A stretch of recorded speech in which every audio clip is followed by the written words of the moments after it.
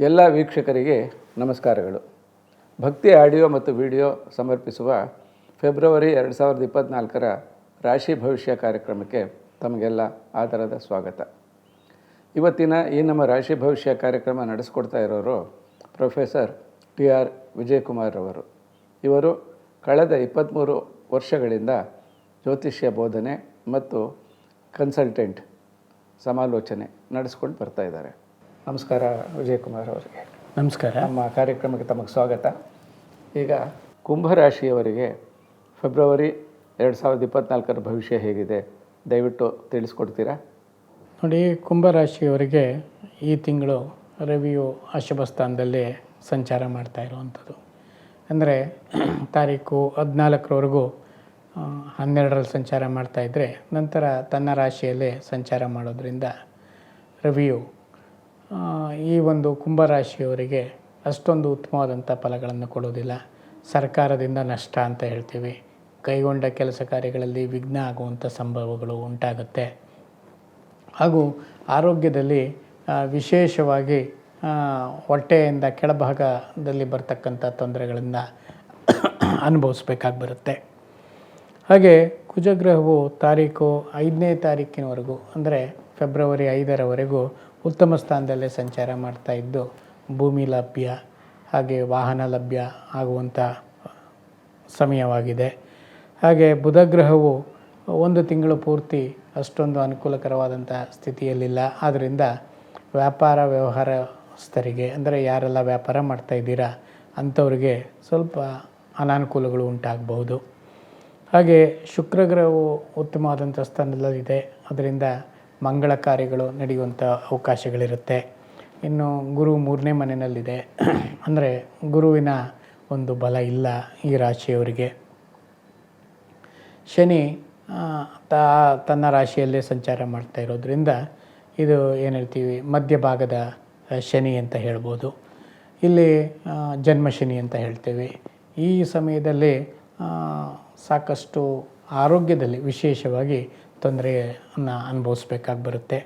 ಹಾಗೆ ರಾಹು ಮತ್ತು ಕೇತುಗಳು ಸಹ ದ್ವಿತೀಯ ಮತ್ತು ಅಷ್ಟಮದಲ್ಲಿ ಸಂಚಾರ ಮಾಡ್ತಾ ಇರೋದ್ರಿಂದ ವಿಘ್ನಗಳು ಕಂಡು ಬರತಕ್ಕಂಥ ಅವಕಾಶಗಳು ತುಂಬಾ ಇದೆ.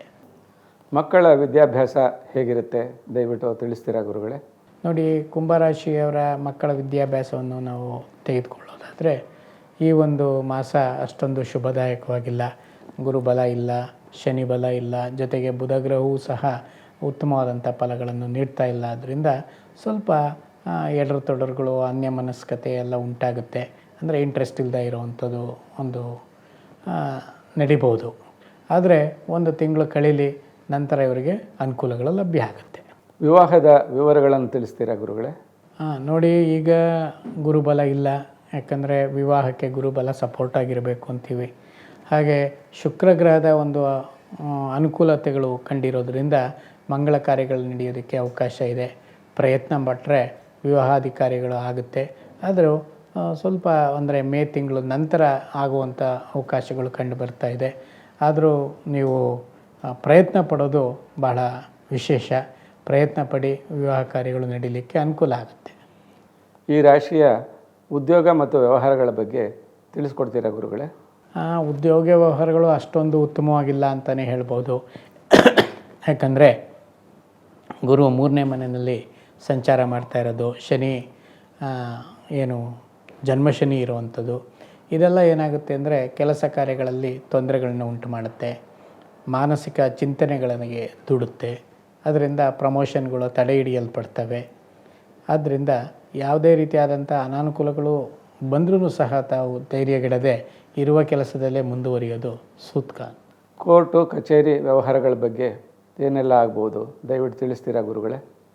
ಕೋರ್ಟು ಕಚೇರಿ ವ್ಯವಹಾರಗಳನ್ನು ನೋಡೋದಾದರೆ ಮೊದಲ 5 ದಿನಗಳು ಶುಭದಾಯಕವಾಗಿದೆ. 11ನೇ ಮನೆಯಲ್ಲಿ ಕುಜ ಸಂಚಾರ ಮಾಡೋದ್ರಿಂದ ಹೆಚ್ಚಿನ ಶುಭ ಫಲಗಳು ಸಿಗುತ್ತೆ. ಅಂದರೆ ಈ ತಿಂಗಳ ಮೊದಲ 5 ದಿನಗಳಲ್ಲಿ ಏನಾದರೂ ಇವರಿಗೆ ನಿರ್ಣಾಯಕವಾದಂಥ ಅಂಶಗಳು ಕಂಡು ಬಂದಲ್ಲಿ ವೈರಿಗಳ ವಿರುದ್ಧ ಜಯ ಹಾಗೂ ದಾಯಾದಿಗಳ ವಿರುದ್ಧ ಜಯವನ್ನು ಪಡೀಲಿಕ್ಕೆ ಅನುಕೂಲ ಇದೆ. ಈ ರಾಶಿಯವರಿಗೆ ಶುಭ ದಿನಗಳು ಮತ್ತು ಅಶುಭ ದಿನಗಳು ಇದ್ರ ಬಗ್ಗೆ ತಿಳಿಸ್ಕೊಡಿ ಗುರುಗಳೇ. ಕುಂಭರಾಶಿಯವರಿಗೆ ಅಷ್ಟಮ ಚಂದ್ರ ಇರುವ ದಿನಗಳು ಅಶುಭ ದಿನ ಅಂತ ಹೇಳ್ತೀವಿ. ಅಂದರೆ ಈ ತಿಂಗಳ 26, 27 ಮತ್ತು 28ನೇ ದಿನಾಂಕಗಳು ಅಶುಭದಾಯಕವಾಗಿದ್ದು ಆ ದಿನಗಳಲ್ಲಿ ತಾವು ಯಾವುದೇ ಕೆಲಸ ಕಾರ್ಯಗಳನ್ನ ಮಾಡದೇ ಇರತಕ್ಕಂಥದ್ದು ಒಳ್ಳೆಯದು. ಶುಭ ದಿನಗಳನ್ನು ನೋಡೋದಾದರೆ 5, 7, 11, 14, 15, 21, 22 ಮತ್ತು 25ನೇ ದಿನಾಂಕಗಳು ಶುಭದಾಯಕವಾಗಿದ್ದು ಇದು ಚಂದ್ರಬಲವೂ ಇರುವಂಥ ದಿನಗಳಾಗಿರೋದ್ರಿಂದ ಈ ದಿನಗಳನ್ನು ನೀವು ಉಪಯೋಗಿಸ್ಕೊಳ್ಳೋದು ಭಾಳ ಒಳ್ಳೆಯದು. ಈ ರಾಶಿಯವರು ಮಾಡಿಕೊಳ್ಬೇಕಾದಂಥ ಪರಿಹಾರಗಳ ಬಗ್ಗೆ ದಯವಿಟ್ಟು ತಿಳಿಸ್ಕೊಡಿ ಗುರುಗಳೇ. ನೋಡಿ, ಕುಂಭರಾಶಿಯವರಿಗೆ ಈ ಮಾಸ ಅಷ್ಟೊಂದು ಶುಭದಾಯಕವಾಗಿಲ್ಲ. ಕಾರಣ 7 ಗ್ರಹಗಳು ಅಶುಭ ಸ್ಥಿತಿಯಲ್ಲಿ ಸಂಚಾರ ಮಾಡ್ತಾ ಇದ್ದಾವೆ ಅಂತೇಳಿ. ಗುರುಬಲ ಇಲ್ಲ, ಶನಿ ಬಲ ಇಲ್ಲ, ಜೊತೆಗೆ ಬುಧ ಗ್ರಹ, ರವಿ, ಕುಜ, ರಾಹುಕೇತುಗಳು ಎಲ್ಲವೂ ಅಶುಭ ಸ್ಥಾನದಲ್ಲೇ ಸಂಚಾರ ಮಾಡ್ತಾ ಇದ್ದಾರೆ. ಆದರೆ ಶುಕ್ರನನ್ನು ಬಿಟ್ಟು, ಅಂದರೆ ಇವರಿಗೆ ಏನಾದರೂ ಒಂದು ಆಸರೆ ಅಂತಂದರೆ ಶುಕ್ರ ಗ್ರಹ ಅಂತ ಹೇಳ್ಬೋದು. ಆದ್ದರಿಂದ ಈ ಮಾಸದಲ್ಲಿ ಯಾವುದೇ ಒಂದು ಪ್ರಯತ್ನಗಳಿದ್ದರೆ ಮುಂದೂಡೋದು ಒಳ್ಳೆಯದು ಅಂತ ಹೇಳ್ತೇವೆ. ಹಾಗೆ ಪರಿಹಾರಕ್ಕೆ ಅರ್ಥವಾಗಿ ಒಂದು ನವಗ್ರಹ ಅಭಿಷೇಕ ವಿಶೇಷವಾಗಿ ಮಾಡಿಸ್ಕೊಳ್ಬೇಕಾಗತ್ತೆ.